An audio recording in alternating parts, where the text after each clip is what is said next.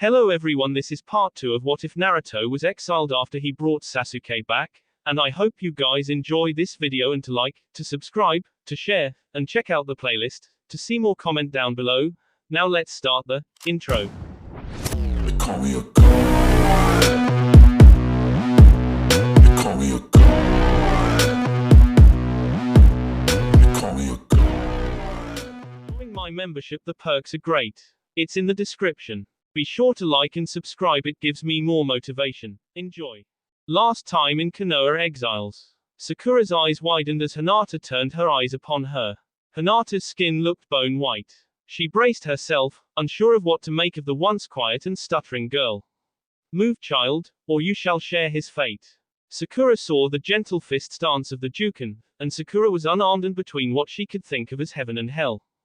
And now, the rigid hand was caught just before impact. Kakashi-sensei. Sakura screeched in relief as her sensei caught Hinata's arm by the wrist. Kakashi grunted. What is she? He thought as it was taking everything he had to hold the hand from connecting. Sakura, move. Kakashi ordered, his concentration on the girl before him. What the hell happened to her? She looks possessed. Kakashi thought and shoved hard, sending the pale Hyuga back out the door. She said she's going to kiss Sasuke-kun. Sakura said. Stay back, Sakura. Kakashi ordered. Something isn't right with her. No duh, came the cold voice. Hinata stood there, her eyes locked on Kakashi. You two have done harm to him. The black eyes scanned the three people in the room. Contempt, hate, apathy. He just wanted to be accepted, acknowledged, and you all did is hate and spew your spleen upon him. Who? Sasuke-kun. Sakura asked confused. Stupid twit. The one this shell favors. The one you all know as Naruto. What? Sakura was confused even more. Who cares about that barker? He attacked Sasuke-kun. Look what he did to him. Sakura said, pointing at the coma patient. By rights he should have killed him, but he kept his vow to you, Haruno. He brought him back. He kept him out of the hands of Orochimaru and the Sound Village. And what did you do to him? Before anyone could blink, Hinata was before Sakura and held her down so she was eye to eye with Hinata. Lust, envy, you stink of them. Your soul is stained with corruption. Look into my eyes, and feel the pain you have inflicted upon Naruto-kun. Feel my wrath, penance stare. Kakashi tried to intervene, but he was intercepted by Tsunade. We need to stop her. She's possessed, he informed the Hokage. I'm aware of what she is, Kakashi. Hinata is the host to the spirit of vengeance. She made a blood pact with it. What? Why? Kakashi asked. His head snapped around hearing Sakura's keening wail as she slumped to the floor and folded herself into a fetal position. Her eyes wide, her breathing rapid, and she broke out in a cold sweat. What did she do to her? He asked, looking at the Hokage. She showed Sakura all of Naruto's pain. Tsunade said, she'd found some scrolls that mentioned the spirit's capabilities. The penance stare was considered the worst punishment other than death that the spirit could inflict. Sakura, if she recovered, would forever be marked by what she mentally witnessed. Hinata moved towards Sasuke. Stop, Tsunade ordered. The black eyes turned towards her. By what right do you order me to hold vengeance? Tsunade sighed. Naruto fought to bring him back alive. It would be foolish to kill him after the suffering him and his team went through to bring him back. Vengeance must be served. The spirit's cold voice said through Hinata's lips. It will be. You have my word. She offered her hand to the girl. Read me, she said. Lady Hokage. Kakashi said in concern. Read my aura. See what Naruto means to me. She told the vengeance-driven Hyuga. A pale white hand lashed out and Tsunade was surprised how warm the girl felt. She felt the spark and knew that the spirit was reading her aura. You claim sisterly affection, but it matronly that you truly feel. You hide your feelings for fear. The spirit released Tsunade's hand and glared at the unconscious Uchiha. Your punishment has been postponed, Uchiha. Know that vengeance might be delayed, but never stopped. The black eyes turned towards Kakashi. He is being punished, and will be punished further. Tsunade said. Pervert, know this, should the one this shell calls Uzumaki Naruto desire vengeance, it shall be his to claim. The more memories I see from my host and from those around, the more and more I see that Uzumaki Naruto has the right to call for vengeance, for Konoha has failed to honor a true hero time and time again, even ignoring the S-wish of the fourth Hokage. How do you know? Tsunade asked. Your aura held some of the knowledge, but it was his memories I saw. Kakashi Hatake, holding your sensei's own son in contempt, what would Minato say? Hinata smirked then, and it wasn't a friendly one. Or my previous host, my. The son of my previous host, the black eyes unfocused for a bit. The girl is aware of all that has happened. This shell was most displeased to hear how the one called Naruto Uzumaki was treated. It looks like I might be very busy in the coming years. Hinata slumped and Tsunade caught her. What happened? Kakashi asked. The possession leaves her exhausted. She'll sleep another day. Tsunade looked at the Jonin. Was she right? Did you mistreat Naruto? Kakashi winced knowing he was going to get it no matter what he said. Naruto woke to the sun in his face and he could hear the light sounds of the wind chimes scattered around the former temple. Yesterday had been enlightening speaking with Master Kwai.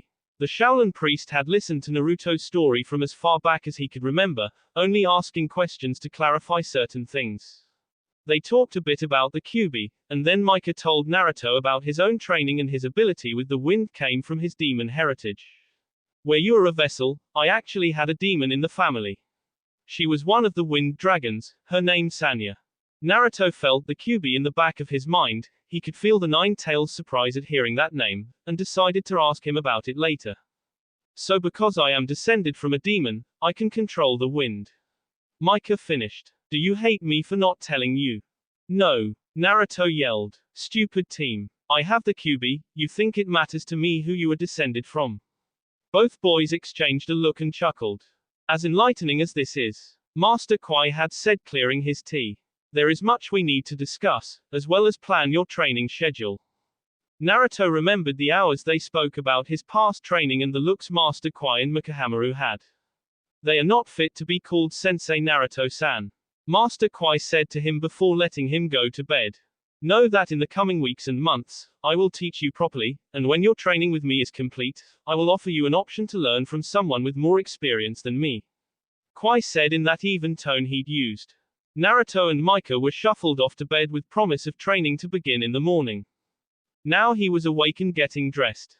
He stepped out of his room to find Micah in pants and a grey shirt looking owlishly around trying to wake up. About time you woke up. He muttered. Sensei had me up before the sun running laps. And in the days after this Naruto-san will be joining you. Master Kwai said from where he was sitting. A cup of tea in one hand and a walking stick laying on the ground next to him. Now Naruto, first we need to get your body prepared. You will run laps with Micah-san and then the two of you will fetch water from the stream. The tanks are running low.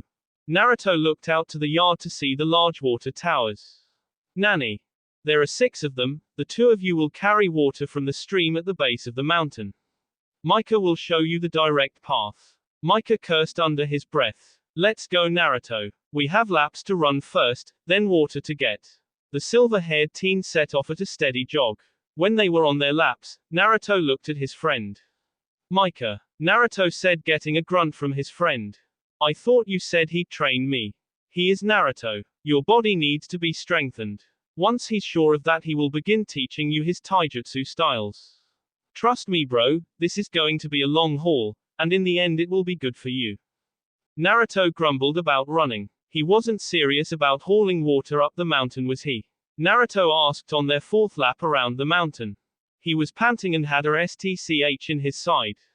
Sly serious. Why not use a water jutsu to fill them? Naruto asked.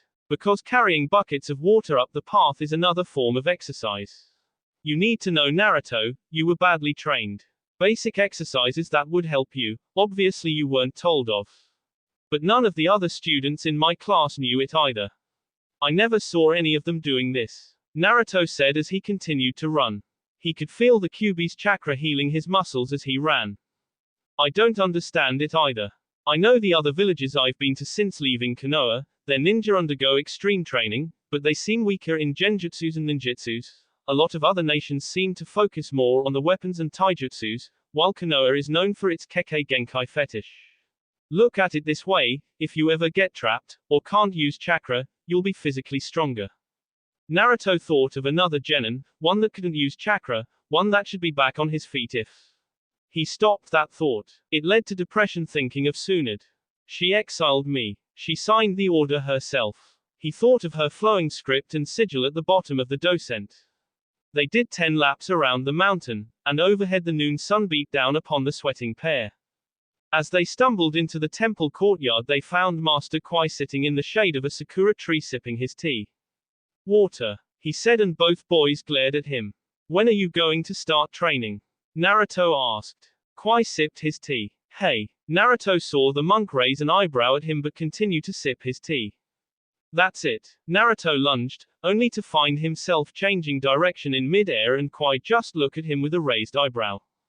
He grabs Naruto's wrist, dodging the intended blow, and without moving twists it so Naruto is on his knees facing away, his arm bent at an angle that indicates it can be broken easily. Master Kwai sets his teacup down and motions for Micah to move the set away. He then turns his gaze upon Naruto. Do you think you could actually beat me?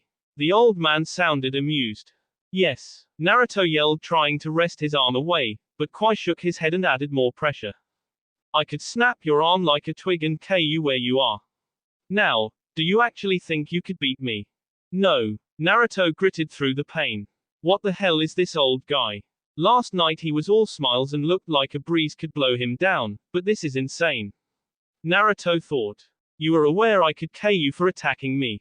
Kwai asked. Yes, Naruto said through the pain. His shoulder felt like it was on fire, and he couldn't move off his knees to relieve pressure. Is it your wish to S then? Kwai asked, stroking his beard, his eyes amused. No, Naruto shouted and tried to struggle, but Kwai added a bit more pressure, stopping him from moving. Then you are simply stupid. Kwai said, shaking his head. Rise stupid and look at me. I wish to peer into your eyes and see what I have to work with. He released Naruto's arm and the blonde took a moment before getting to his feet to shake his arm and rotate his shoulder, making sure it wasn't damaged. Naruto stood, his eyes down, and Kwai laughed. You are weak, out of shape. With one move you are breathing hard. If this is the caliber of ninja in the world today, then it is perhaps time for the way of the ninja to pass. Naruto said nothing, but he was seething inside. Is there anything you do well other than yell like a howler monkey? I fight well, I know some kick-ass moves. Ah yes, your doppelganger jutsu and the Rasengan. Kwai shook his head. Far too dangerous in the hands of someone so stupid to attack without thinking. Kwai stepped away from the tree. Well then, stupid boy, show me your kick-ass moves. Naruto spun and, putting his fingers in the cross position, summoned up the chakra. Shadow Clone Jutsu. He roared, and with a puff of smoke there were 100 Narutos in the temple courtyard. Kwai stood there impassive with an eyebrow raised. He looked over at Micah. You might want to fetch water, your friend is going to be unconscious in a moment and I would like some tea. It's on now, old man. Naruto and his clones roared. Many of them started to form the Rasengan. Kwai looked bored at them and stroked his beard. You're going down. The real Naruto roared. Rasengan. Last time. It's on now, old man. Naruto and his clones roared. Many of them started to form the Rasengan. Kwai looked bored at them and stroked his beard. You're going down. The real Naruto roared. Rasengan. Now. Rasengan. 4 Naruto clones met their end and the original was blown backwards. Master Kwai stood there looking bored, combing his fingers through his long goatee, totally untouched. Pitiful. Naruto got up and attacked with a flurry of punches and kicks. Master Kwai blocked them all with one hand. He stepped to the side, avoiding a lunging Naruto, and after the blonde staggered past he smacked him across the back of the head. I can't believe you are the container for the great Kyuubi.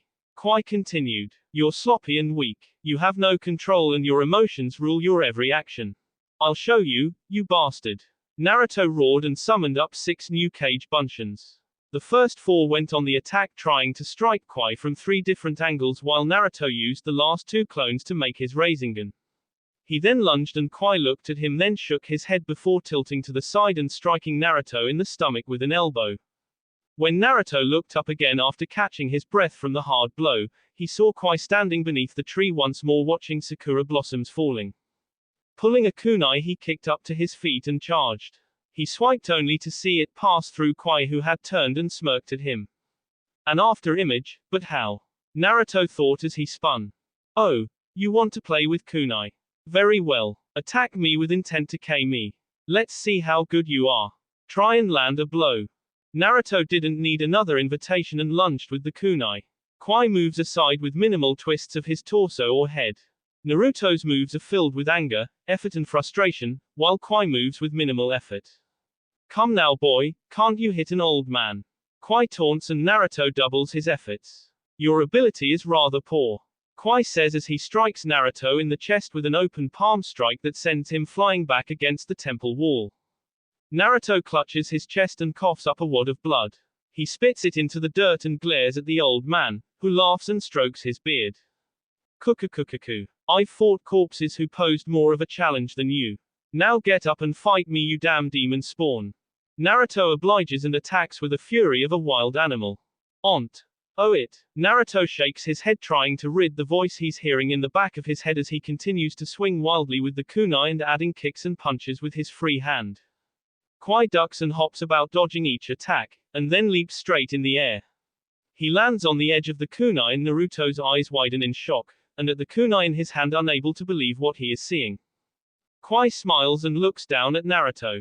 From here, I would like to introduce you to my foot.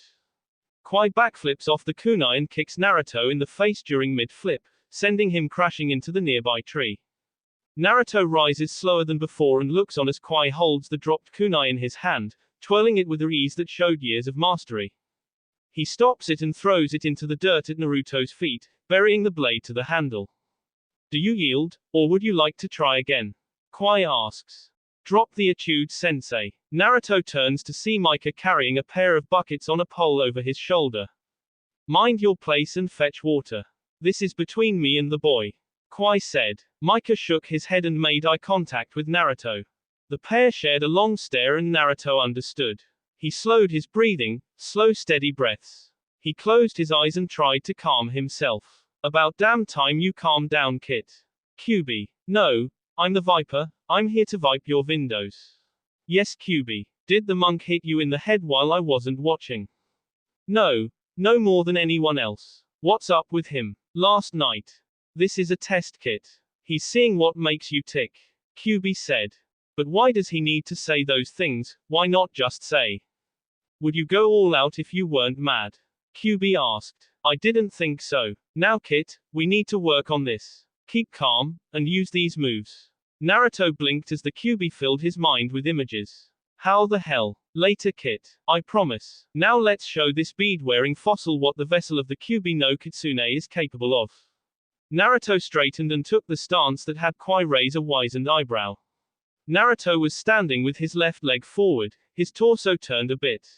His right arm seed back with his fist even with his hip. He brought his left hand up, palm facing Kwai. Bring it on, old man. Naruto said. Kwai studied him a moment longer and nodded as if listening to his own voice. He came at Naruto with several punches. Naruto managed to dodge a few, but more of them hit him than he was able to block. Come on Kit. Like this, the QB said, and several more images slammed into his brain at the same time he was kicked in the face. Naruto shook it off and caught Kwai's leg.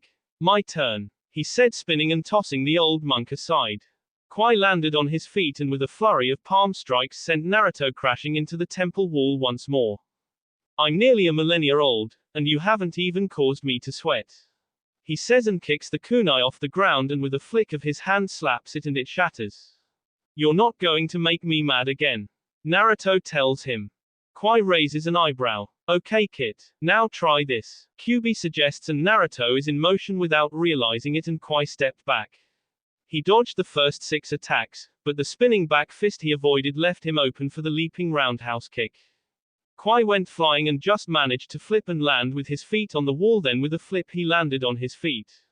Naruto was about to attack again, when Kwai held up a hand. Stop. Naruto skidded to a halt and looked at the old man in surprise. What? Why? Naruto asked. Kwai motioned for him to sit and they once more sat under the tree and the old man once more had a cup of tea. Naruto blinked, wondering where it has come from. I apologize for my harsh words, Naruto-san. I did not mean to upset you, but I needed to gauge you honestly. Kwai bowed his head. It's okay. QB told me. Yes, it was after I kicked you into the tree. I saw the change. Does he speak with you often? Kwai asked. Not really. Just in the last few days actually. Naruto admitted. I see. Kwai spoke. Naruto-san, while I can train you to be better, there is another path. One that the QB can show you. One that, Micah, sit and join us. Is my water being filled? Yeah, Micah said, dropping down next to Naruto with a grunt. How? That should have taken all day. Naruto said. Water jutsu. Micah said with a smirk. I multiplied the water that I carried up and there you have it. Micah then looked at Master Kwai. You know you do have plumbing. But the spring water at the bottom of the mountain tastes so much better. Kwai argued. That's a crock. Micah countered. Guys, Naruto said, trying to get them back on track, which freaked him out as he was the first to admit that he had zero attention span. Let them go, Kit, QB said in his mind. We have much to discuss. Okay, and what's this Kit stuff? Stupid old man. Perverted brat. Sigh. Perhaps we should find some place quiet. Konoha. Tsunade glared at Kakashi, who had gathered the Jonin and had come to her office. What is the meaning of this, Kakashi? She demanded. It's about you hiding Hinata's possession and allowing her to attack Sakura and Sasuke. The one-eyed Jonin said. Tsunade's eyes glared at him, and he took an involuntary step back. And by what right do you have spilling secrets? I thought I ordered you not to talk about it after our conversation leaving that room. Kakashi backed up even more. The conversation had been brief and one-sided. Flashback. What the hell happened to her? Kakashi asked after Shizune had taken Hinata away, leaving Suin to pick up Sakura and put her to bed. Hinata made a pact with a vengeance spirit. I have not yet found out what they bargained over, but I do know it has been working with her in punishing those who have done Naruto wrong. Tsunade looked at Kakashi. You wouldn't have done Naruto any wrongs now, would you have, Hatake? She then looked at him hard. You will not discuss this with anyone, Kakashi. Hinata might be the one thing that brings Naruto back. End flashback. Well, Hatake? Tsunade asked, her eyes narrowing. I thought the Jonin instructors had a right to know what is happening. Hinata is not your concern, Hatake, unless you have something you don't want known. Tsunade asked. Kurenai stepped forward. But Hinata is my concern, Lady Tsunade. I was her guardian for many years. Her father. Damn it to hell. She's a ninja of this village and she made a choice. One that could strengthen this village. Tsunade said. Or wipe us from the face of the earth. Kakashi said. Lady Tsunade, how could you let this happen? Kurenai asked. Hinata. Hinata made the pact herself. She was in here and had broken into the vault looking for the contract. She made the pact before I could even think of stopping her. It's done with and we need to figure out how to get Naruto back. He is the reason, and I hope the key to solving Hinata's affliction. You make it sound like she's caught a strange disease. Asuma said from where he stood. She's possessed. Kakashi said. We must exorcise the spirit. Tsunade laughed and stood up. She went to the shelf against the wall and her fingers danced over several old leather-bound books. She pulled a thick one and flipped it open to a bookmarked page. She dropped the book onto her desk and spun it so the gathered Jonin could see. Kurenai stepped forward, her red eyes scanning the page. The spirit of vengeance is a heavenly blessed spirit created by Lord Kami. It may only be used by a pure soul. Kurenai looked at the page a moment. A pact between the spirit of vengeance is bartered, and once an accord is made, the spirit bonds with the summoner, until the end of the summoner's life. Kurenai looked at the Hokage. There is no way. Hinata's death, and trust me when I say that it will be harder to kill her now that she's bonded with the spirit. Kurenai looked at the book. So she falls under its control whenever. No, she and the spirit work together. She is aware of everything, the spirit shares its experience and knowledge. And from what I've seen of its history, it has acquired some considerable knowledge. Tsunade looked at Kakashi. The last one to use the spirit was Kushina Uzumaki Namikaze, wife of Minato Namikaze, the Yondaime Hokage, mother of Naruto Uzumaki. Her eyes hardened. The Jinchuriki of the Kyubi no Kitsune, exiled nin of Konohagakure. She then smiled coldly. Tell me, Kakashi, do you have any sins against Naruto? That will be all for this video. Be sure to like, subscribe, share, and comment down below for more videos. Goodbye.